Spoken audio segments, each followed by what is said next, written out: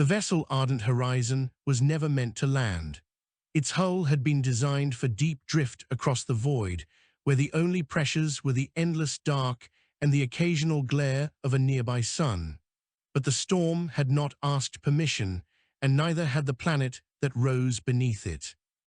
Naren Vey stood at the observation blister, fingers locked white around the rail as lightning crawled across the clouds like veins of molten glass. The storm had swallowed every navigational star. Gravity wells pulled at the hull from below, dragging the ship closer with every heartbeat. He could feel the heat building in the deck, as though the vessel were already brushing atmosphere. The voice of the ship's intelligence filled the chamber with impossible calm. Impact with planetary atmosphere in 32 seconds. Descent trajectory unstable. Recommend evacuation to descent capsule. Naren tore his gaze from the window. The descent capsule was no escape pod. It was little more than a reinforced coffin with engines, meant for emergencies no one truly believed would come. But it was the only path left. He sprinted through the corridor, boots hammering against the plating, each step jarring his bones as the ardent horizon shuddered. Lights stuttered overhead. He passed the sealed laboratories, the dark cabins, the rows of storage pods that had once held companions who would never wake again. Naren was the last. The mission had been meant for many, but attrition and silence had reduced it to him alone. The capsule's hatch loomed ahead. He pulled himself inside, strapped down, and slammed his hand against the release. The walls closed like a fist. A roar like tearing metal filled his skull as explosive bolts fired, and the capsule was thrown into the storm. The capsule spun. He was slammed against the harness, lungs crushed. He glimpsed fire streaking past the porthole, then nothing but blackness. He counted heartbeats, lost them, found them again.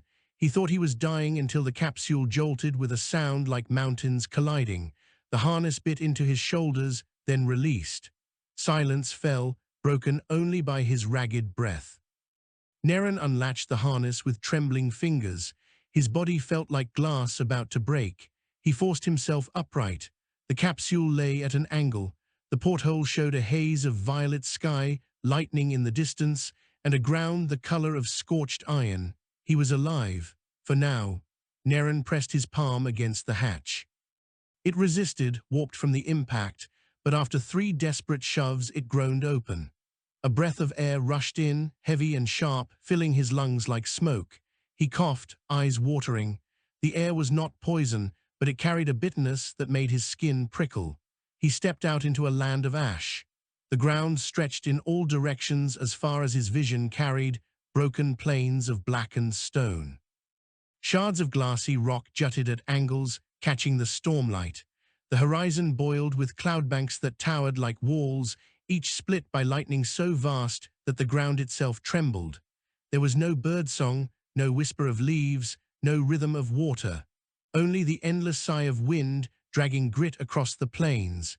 Naren crouched beside the capsule. The hull was scarred black, smoke still curling from its seams. Supplies had survived inside, but he would need to ration with precision. He unlatched a storage case, pulled free the survival mask, and fitted it over his mouth and nose. The filter hummed faintly, softening the sting of the air. The next task was shelter. He scanned the horizon. To the west, a series of jagged ridges clawed upward, their slopes striped with pale mineral veins. To the east, the plains stretched emptier, shimmering with heat or some other distortion he could not place. The ridges would break the wind. He shouldered a pack, sealed the capsule, and began walking. Each step sank slightly into the brittle crust. The land felt exhausted, as though it had burned for centuries and was still smoldering. The gravity pressed heavier than Earth standard. His legs burned quickly, breath growing ragged. He kept moving. After an hour, he reached the base of the ridges. Up close, they were stranger, stone pitted as though chewed, surfaces glimmering faintly in the stormlight. He pressed his glove to the rock. It was warm, pulsing almost like blood beneath skin. He snatched his hand back. Movement flickered at the edge of his vision. He froze, heart hammering. Across the ridge, higher up, something shifted. A silhouette against the storm, gone when lightning split the sky. too distant to see clearly, but too precise to be wind or stonefall. He scanned the ridge until his eyes ached, but nothing stirred again. Neren forced himself to breathe. He could not chase shadows. He had to live through the night. He climbed the lower slope, finding a shallow hollow where the ridge curved inward. There he anchored his portable shelter, an expanding framework that locked into a dome of thin alloy struts. Membranes stretched taut over them, sealing against the wind. Inside, the air filter hummed steadily, and a faint warmth began to gather. He sat cross-legged in the glow of his lantern, listening to the storm rage outside. His hands still trembled. He forced himself to take inventory, whispering each item aloud: ration packs, water filters, thermal blankets, signal beacon, energy cells. Enough for weeks if he was careful, longer if he was ingenious. The whisper of movement outside would not leave his thoughts. He set the lantern low, lay back against the wall, and let exhaustion drag him under. He woke to silence. The storm had passed. Through the shelter's membrane he saw a sky washed pale, clouds retreating. The plains shimmered with new light. For a moment it seemed almost beautiful. Then he noticed the prints. Just beyond the shelter, pressed into the ash, were marks that did not belong to him. Elongated, with too many points, as if a hand had walked instead of a foot. They circled the shelter once before vanishing toward the ridges. Neren crouched, fingers hovering above the nearest print. The edges were sharp, fresh. Something had been here while he slept, something that moved on limbs unlike his own. His throat tightened. He whispered into the wind, though no one could hear, "I am not alone." Neren knelt over the prints for a long time, his breath loud inside the mask. He traced the ground around them, searching for more, but the trail blurred into the broken stone. Whatever had circled him had done so in silence, without disturbing more than the barest crust of ash.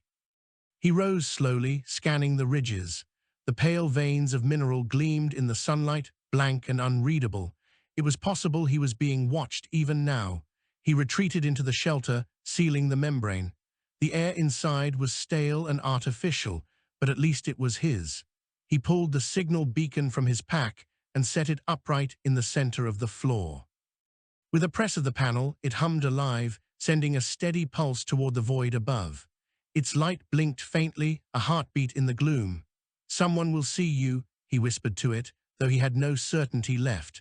The days ahead would be cruel. He had been trained for survival, but training had always assumed familiar worlds: rock, soil, weather within human comprehension. Here every sense told him the land itself wished him gone.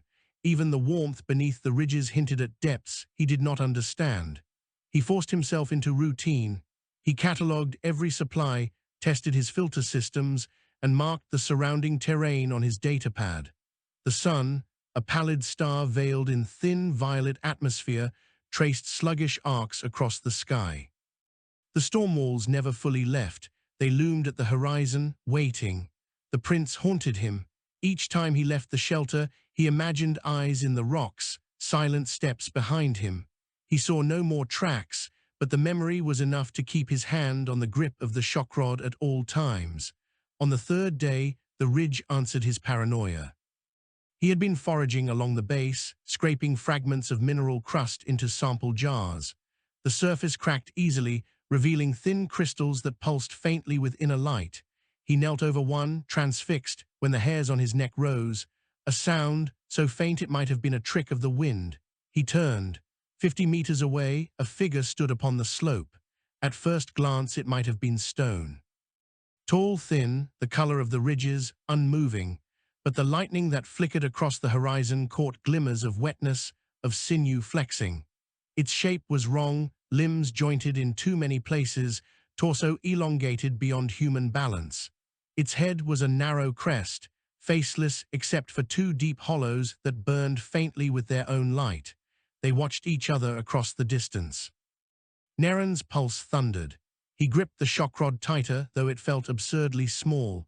He raised his free hand slowly, palm open, a universal gesture: peace, curiosity. The figure tilted its head, a movement too precise, too controlled. Then it was gone, not with speed, but with silence, simply not where it had been, as though the rock had swallowed it. Naren stood trembling in the empty air. He returned to the shelter, every step quickened. His mind raced through possibilities, a native species, a remnant of some other traveler, a hallucination born of exhaustion. He replayed the moment endlessly, but the hollows of light in that alien face were undeniable. The following nights were worse. The storms returned, greater than before. Winds howled across the ridges, driving sheets of ash like waves across a black sea. Lightning clawed the horizon. Inside the shelter, the membrane trembled as though it would tear. And through the chaos, sometimes he heard it, tapping, faint but deliberate, from the rocks just beyond the shelter wall. He tried to dismiss it as shifting stone, as wind tricking his ears. But then it came again, 3 taps, a pause, 2 taps, not random, not natural. He did not answer, he did not sleep. On the 6th day, Naren decided he would not remain cornered like prey. He armed himself with the shock rod, packed a ration, and climbed higher into the ridges. The slope was cruel, gravel sliding under his boots, jagged shards cutting through gloves and fabric. But he climbed higher and higher until the plains stretched endless behind him. At the crest he paused, chest heaving. From this height, the land revealed more of itself. To the north, the plains ended in a valley where the ground split open, revealing a wound of glowing magma. To the south, the ridges gave way to fractured mesas, each one capped with spires of pale crystal like frozen lightning. And there among the spires, he saw movement again. Figures, more than one this time. They moved with an alien fluidity, slipping between crystal towers, their limbs folding and unfolding in ways his eyes struggled to follow. They were not hiding. They were gathering. Naren crouched, pressing himself low against the rock. His breath rasped in the filter mask. His heart pounded as the figures tilted their heads upward, as though they knew he was there even across the vastness of stone and distance. The hollows of light stared back at him. One raised an arm, impossibly long and pointed, not at the ridge, at him. The others echoed the gesture. Naren stumbled back, gravel sliding underfoot. His mind screamed at him to run, to descend, to bury himself in the plains and never return. But something deeper, colder, told him the moment mattered. He forced himself to stop retreating. His throat was raw as he shouted across the gulf of stone. "I am here, I will not leave." His words were stolen by the wind, carried uselessly into the storm, but the figures stilled, their pointing hands lowered. And then together they vanished, folding into the spires as though the land itself had claimed them. Naren stood alone on the ridge, his legs shaking, the echo of his own voice still ringing in his ears. For the first time since the crash, he felt something stronger than fear. He felt chosen. He descended slowly, carefully. Night had fallen by the time he reached the shelter again. The beacon still pulsed its lonely call into the stars. He touched it with reverence, as if it were the last flame of a dwindling fire. The storm pressed in around him, but he no longer trembled. The alien watchers had seen him, tested him, marked him in ways he did not yet understand. The planet was not empty. It never had been. And now Naren knew with absolute certainty that he was not simply surviving. He was being judged. The days became a rhythm of hunger, labor, and silence. Naren forced himself into patterns to keep despair from swallowing him. Wake before the violet sun crested the storm horizon, check the beacon, test the air filters, forage along the ridges. The ash plains were merciless. Their surface shifted in subtle ways, crust breaking into sudden fissures that exhaled gouts of sulfurous steam. He learned quickly to test the ground with his staff before stepping. Once, a slab collapsed beneath him, plunging his leg into a hidden cavity. The heat seared through his boots before he dragged himself free. The skin blistered, but he bound it with sterile wraps and hobbled on. The planet punished every mistake, and yet within that punishment it taught. He began to map the cracks of safe passage, marking stones with chalk, memorizing the currents of ash blown by the ever-restless wind. He learned which mineral crusts shattered under touch and which yielded crystals that could hold a charge from his energy cells. He ground those crystals into powder and tested them in his filtration systems. The powder neutralized some of the sting in the air, easing the strain on the filters. Each discovery was a victory pulled from the planet's teeth, but the Watchers did not leave him alone. At night, their tapping returned, sometimes faint, sometimes near enough to rattle the shelter wall. Naren never saw them enter, never found their marks in the ash when dawn came, yet he felt their presence like a weight. They were measuring him, testing whether he was prey or something else. On the 12th day, the test came openly. He had ranged farther across the plains, rationing carefully, seeking any sign of water. His instruments caught faint traces of moisture in the ground, leading him toward a shallow basin ringed with jagged stone. There, within a hollow of shadow, he found it, a pool, black as obsidian, steaming faintly. His heart surged. He knelt, extending the sensor probe. The readout showed water, mineral-heavy but not toxic, life itself. He reached for his flask. The hiss came first, low and sharp, like stone dragged across stone. From the opposite side of the basin, something unfolded itself from the shadows. This one was no silent figure in the ridges. It was closer, and it was not still. Its body was long, segmented like an insect, but moving with a terrible grace.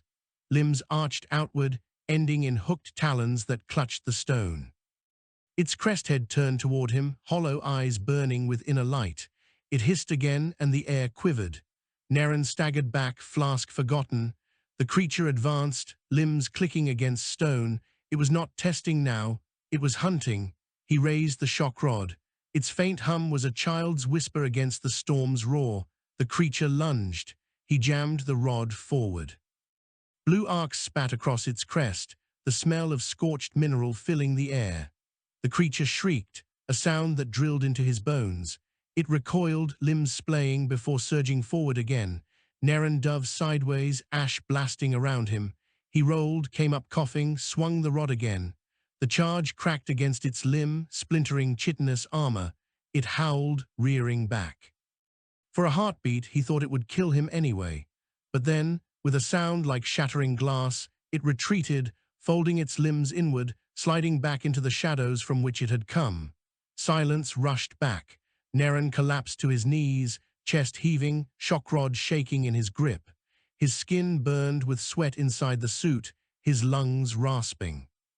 He stared across the basin at the black pool, the water he had nearly died for. He forced himself upright. Step by step he approached again. He knelt, filled the flask, and sealed it.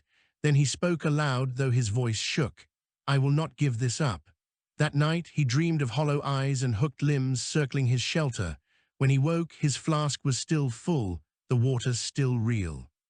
He drank sparingly, every swallow fire and triumph both. But the battle had marked him. His arm throbbed where the rod had discharged too close, skin blistered. His supplies dwindled. And above all, the Watchers were no longer shadows on the ridges. They had revealed their teeth. On the 15th day, Naren found what they were guarding. He had followed the ridges south, toward the mesas crowned with crystal spires.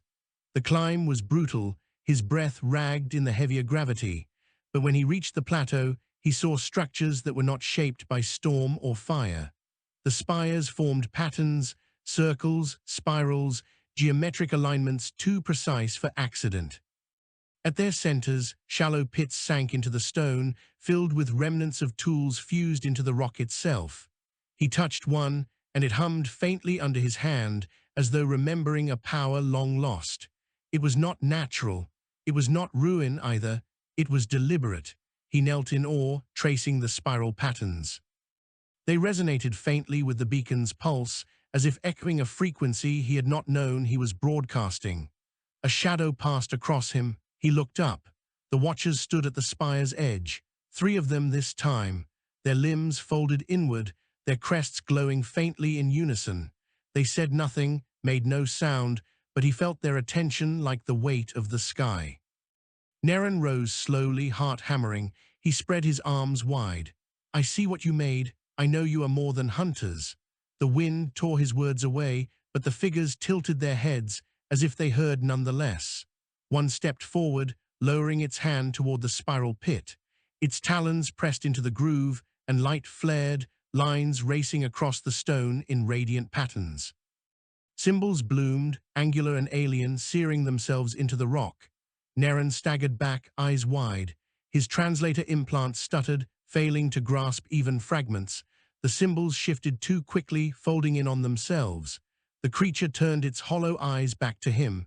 It tapped the stone once, twice, 3 times. Then all 3 figures folded into the spires and vanished. Naren stood alone in the sudden darkness of the extinguished spiral. His knees weakened, and he sank to the ground. He whispered into the storm, "You are teaching me." The spiral haunted him for days afterward. He returned to the shelter, flask heavy at his hip, but his mind spun with the vision of lines flaring across the stone. Each night he closed his eyes and saw them, bright and angular, shifting beyond comprehension. The symbols lived in him now. He tried to sketch them in his datapad, but they twisted even in memory. What he drew one hour was not what he remembered the next. Yet some part of him believed the Watchers had not meant to hide meaning, only to show him that there was meaning, that there was more. The following morning, the storm did not relent. It came roaring down from the ridges, winds screaming high enough to strip rock from stone. His shelter shuddered under the onslaught. Ash poured across the membrane like waves, piling against the supports until the dome bent inward. Naren threw his weight against the struts, holding them upright as if his body alone could defy the storm. Hours passed like that, every muscle burning, until the wind finally shifted. When silence fell, the dome sagged inward, nearly broken. The membrane was torn in places, filters clogged with grit. Naren collapsed onto the floor, chest heaving, vision blurred with exhaustion. His survival gear would not endure many more assaults like that. He had to adapt again. He dragged himself outside and scavenged shards of the mineral crust, using them to patch the holes. He lashed struts together with lengths of cable, doubling the supports. Then he built windbreaks, stacking broken stone into walls around the dome. The labor consumed days, and his hands blistered raw, but when the next storm came, the shelter held. It was not enough to survive. He had to grow stronger, the way the planet demanded. He hunted the crystals of the ridges, testing how they held and released energy. By trial, he learned which fragments stored heat, which stored current. He built crude capacitors, charging them from his dwindling cells, using them to extend the life of his filters and beacon. He discovered one powder that, when burned, produced light bright enough to pierce even the storm's veil. The Watchers circled often. He glimpsed them at dusk, their crests glowing faintly against the dark, their limbs folding inward like blades into sheaths. They never approached his dome directly, but they never left him entirely. Their tapping became part of his nights, 3 beats, a pause, 2 beats, always the same pattern. One night he broke his silence. He took a shard of crystal and struck it against stone, answering with the same rhythm. 3 beats, pause, 2 beats. The tapping ceased. The storm raged on, but no other sound came. Naren lay awake, heart racing, unsure if he had passed a test or broken a rule he did not understand. The next day he found a gift. Just beyond the dome's edge, half buried in ash, lay a shard unlike any he had seen, longer than his arm, smooth as glass, etched with faint spirals. It pulsed faintly when he touched it, warmth blooming in his hand. He carried it inside, laying it across his lap. The patterns crawled faintly along its surface, glowing and fading. His translator implant strained, pulling fragments of possibility from the shifting lines. Endurance, trial, witness, none certain but enough to chill him. He whispered, "You are testing me." The shard pulsed once, as if in answer. The planet itself conspired to deepen the test. On the 19th day, the ground quaked. The tremor rolled through the plains like the roar of a giant. Naren stumbled from the dome to see fissures opening across the horizon, rivers of molten fire spilling upward into the storm-dark sky. The valley of magma he had glimpsed from the ridge now spewed towers of flame. Ash turned to rain, hot enough to sting through his suit. The Watchers appeared along the ridge above the fissures, silhouetted by fire. Dozens of them, their crests burning brighter than ever. They did not flee the eruption. They stood still, facing the storm, as if daring the world to break them. Naren could not match their stillness. He fled into the ridges, carrying only the shard, his flask, and a ration pack. The ground split behind him, fire chasing his steps. The storm howled like a living thing. He stumbled through choking ash until his legs gave way. He collapsed against the stone, coughing blood. The shard rolled from his grasp, glowing brighter with every tremor. He pressed his forehead against it, teeth clenched. "I will not give in," he rasped. The shard flared, light spilling upward into the storm. And the tremors ceased. Naren lay shuddering on the ground, lungs burning, but the earth held steady. The fire guttered in the fissures, retreating like a beast tamed. When he raised his head, the watchers were gone. He knew then that he had crossed a threshold. He was no longer prey stumbling in their land. He had answered a question they had not asked with words, but survival remained cruel. His water dwindled despite his careful rationing. The black pool was guarded. Each time he approached, he felt the watchers closing in, as though daring him to claim it again. He could not risk another direct confrontation without strength enough to endure. He turned his eyes back to the spires. On the 22nd day, he returned to the plateau where the spirals had first flared. He carried the shard with him, its weight an anchor of purpose. The spires loomed like frozen lightning, pale and immense.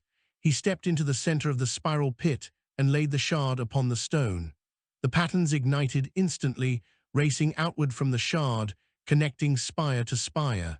The ground pulsed beneath his boots, and the air vibrated with sound beyond hearing. The watchers appeared at the edges, dozens, then scores, their hollow eyes fixed upon him. Naren's throat dried, his hands trembled, but he stood tall, meeting their gaze. The patterns shifted, folding into new forms. His translator implant screamed with overload, fragments of words spilling into his mind. "You endure. You persist where others break. You will be measured further." He staggered, clutching his head. The shard burned with light, searing his hands. The watchers did not move, did not blink. The ground beneath the spiral split open.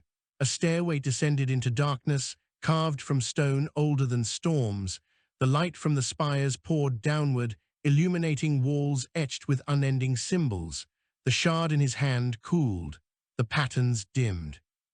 The watchers turned away, folding into the storm once more. Naren stood trembling at the stair's mouth, alone again. The choice lay before him: remain in the ashes above, clinging to survival, or descend into the heart of the world, where the watchers had opened a path. His body ached, his lungs burned, his supplies dwindled, but his spirit, hardened by trial, knew only one truth: he would go forward. Always forward, and with the shard as his guide, Naren Vey stepped into the dark below. The stair was not carved for human feet. Each step was narrow, irregular, worn smooth, as though countless limbs had passed this way before. Naren descended slowly, the shard clutched tight in his hand, the light from its spirals faintly illuminating the walls.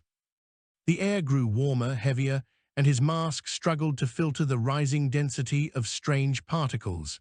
His lungs ached, but he pressed onward. Symbols stretched endlessly along the walls. Some resembled the flares he had seen in the spires, others twisted into shapes beyond his comprehension, angles that bent into themselves.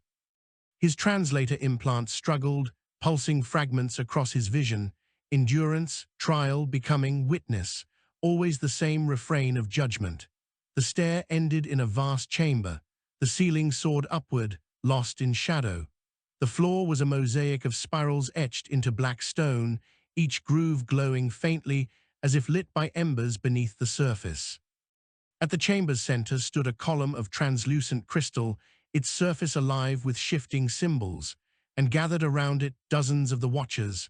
Naren froze.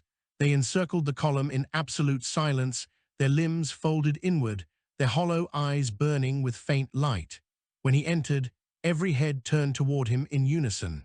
The weight of their gaze drove him to his knees. His hands shook, the shard rattling against the floor. For a moment, terror hollowed him out. Then the shard pulsed, and the mosaic beneath him flared. Symbols surged outward from where he knelt, spiraling toward the column. The watchers recoiled slightly, not with fear, but with recognition. Their heads tilted as one. One figure stepped forward, Taller than the rest, its crest wider, its light brighter. It raised one elongated limb and pressed its talons against the column. The crystal flared. The air vibrated with resonance. Naren's translator screamed with strain, then steadied. A voice filled his mind, deep and alien, yet unmistakably directed at him. You endure. You remain when others fall. Why? Naren swallowed, throat raw. He forced himself to stand, though his legs quaked. Because I must. Because survival is not a choice, it is what I am. The column pulsed. The watchers stirred, their limbs unfolding slightly, their crests flickering. The leader pressed its talons deeper into the crystal. Others have fallen here. Many they broke. They were forgotten. You remain. You resist. This is unyielding. Naren tightened his grip on the shard. I am human. We do not stop. The voice pressed harder into his mind, almost unbearable in its weight. The storm breaks stone. The fire melts iron. The deep swallows all. You would defy this? Naren bared his teeth in a broken grin. Yes. The chamber trembled. The mosaics flared with violent light, spirals twisting faster and faster. The watchers spread out, circling him, their limbs unfolding into dreadful arcs. For a moment he thought they would descend upon him and tear him apart.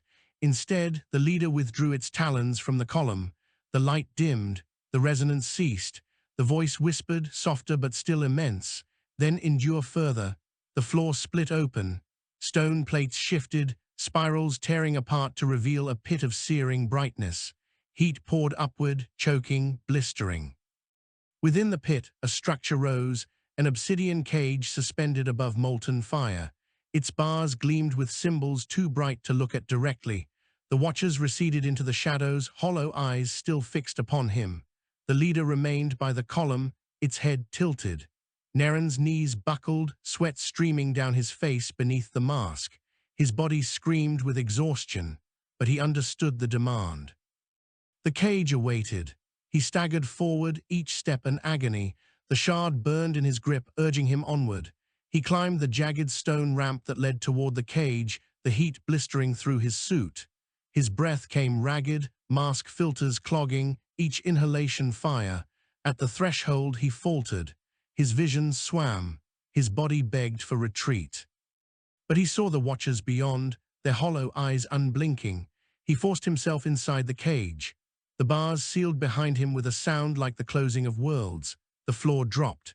He was plunged downward, suspended over molten fire that roared like a living sea. Heat hammered against him, blinding, suffocating. His suit strained, alarms shrieking in his ears. He fell to his knees, gasping. The shard flared, shielding him faintly.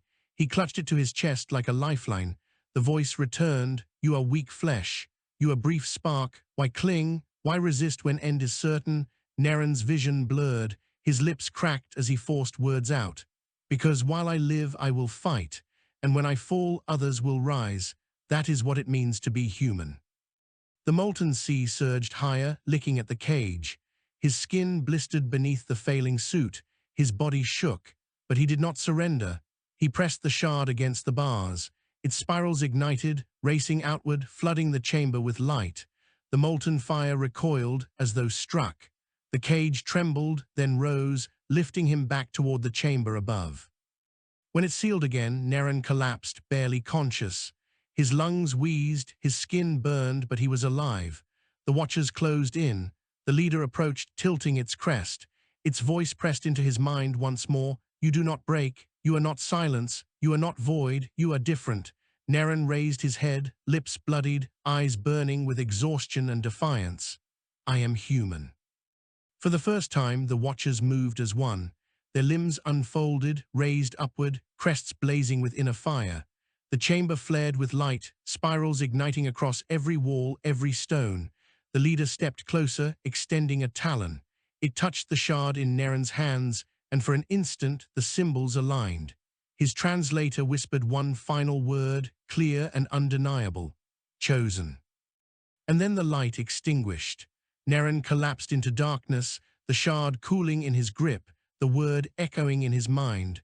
When Naren woke, the chamber was empty. The watchers had vanished into the walls as though they had never been. The crystal column stood dark, its surface lifeless. Only the shard remained, pulsing faintly in his palm. His body was wrecked, skin blistered, lungs scorched, limbs trembling with every attempt at movement, but he lived, and the words still echoed in his mind. Chosen. He staggered to his feet, leaning on the shard as a crutch. The stair that had brought him here was gone, swallowed by smooth stone. Only a narrow passage remained, leading deeper into the earth. Narration did not hesitate. The Watchers demanded endurance, and he would give them nothing less. The passage was cruel. It narrowed to a crawl, jagged rock cutting his hands and knees. The air grew dense with sulfur, forcing him to slow his breaths until each inhalation burned. Hours passed. He lost count of them, lost any sense of time beyond the ache of his body. At last, the passage widened into a cavern. Here the world had turned itself inside out. Towers of black stone jutted from the ceiling, stalactites twisted into spirals. Rivers of molten rock pulsed across the floor, their glow casting the cavern in blood-colored light. Ash fell in steady curtains, coating every surface, and at the cavern's heart, a monolith rose. It was taller than the spires above, carved with symbols that writhed and shifted even without light. The air around it shimmered, bending, warping. Narration's stomach turned as he stared. The shard in his hand flared in response, brighter than ever. He stepped forward, and the cavern came alive. The stone towers split open. From within crawled figures, larger than any Watchers he had seen. Their limbs were thicker, barbed, their crests jagged like broken blades. Their eyes burned hotter, their light no longer hollow but searing. They ringed the monolith, cutting him off. Narration raised the shard, its light spilling across the ash. His shock rod was long dead, his body near breaking, but his spirit refused to bend. "I am not prey," he rasped. "I am not silence, you will not break me." The figures lunged. The trial was not a battle, it was an ordeal. Narration dodged, staggered, crawled through ash as talons carved the stone around him. Each strike could have ended him, but he twisted, rolled, dragged himself onward. He used the shard to block, its light flaring against blows that would have shattered bone. Sparks and fragments rained across his face, searing his skin, but still he forced his body onward. He reached the first river of molten rock. The heat was unbearable, his boots blistering. Behind him, the creatures closed in, their screeches shattering the air. He hurled the shard into the molten current. For a heartbeat, it vanished. Then it erupted with light. The river surged upward, frozen in place, transformed into a bridge of glowing crystal. Narration threw himself across it, stumbling, nearly falling into the fire below. He reached the other side and seized the shard as it cooled, dragging it back into his arms. The creatures screamed, their voices reverberating through his bones. They clawed at the bridge, but the crystal held. Narration pressed on, crawling toward the monolith. The closer he came, the heavier the air grew.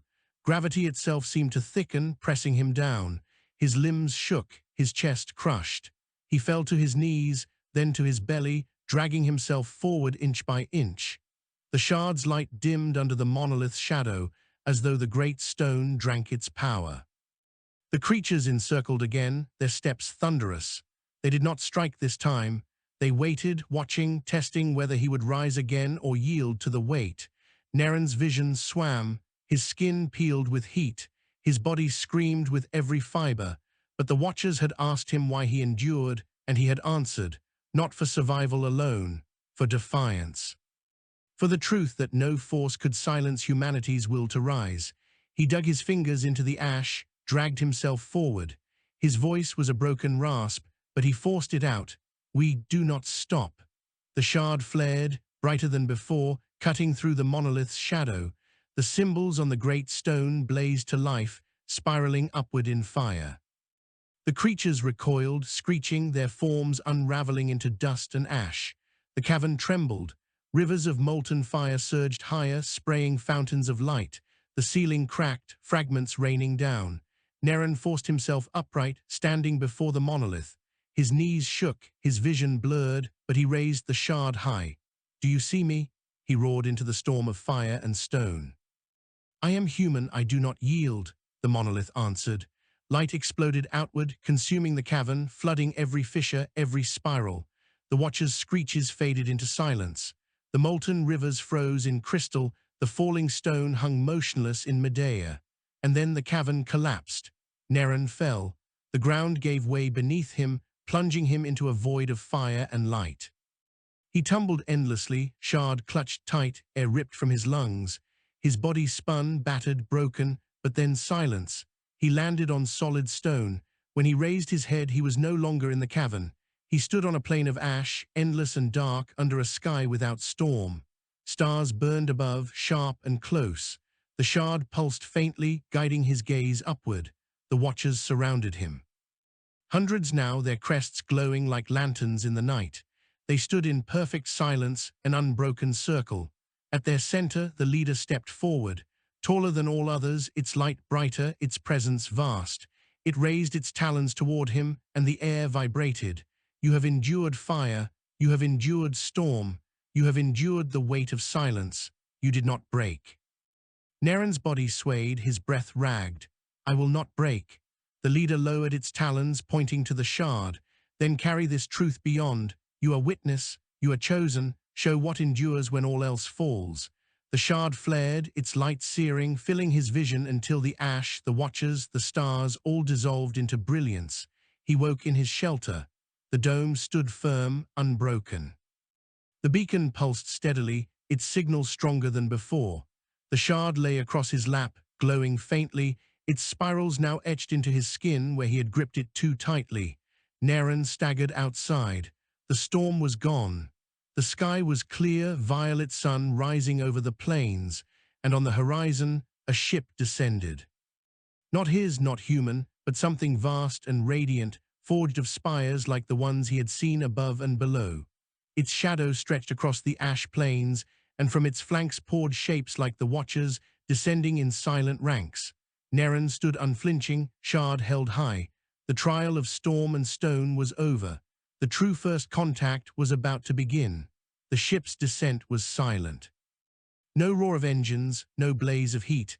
It drifted on air as if carried by will alone, vast spires of black stone and silver crystal unfurling like wings. Ash billowed around it in a great ring, but no dust touched its hull. It settled upon the plain as lightly as a feather. Naren stood with the shard raised, his body broken but unbowed. He had no weapon but his will, no shield but his defiance. If the Watchers meant to end him now, he would meet them on his feet. The hull split.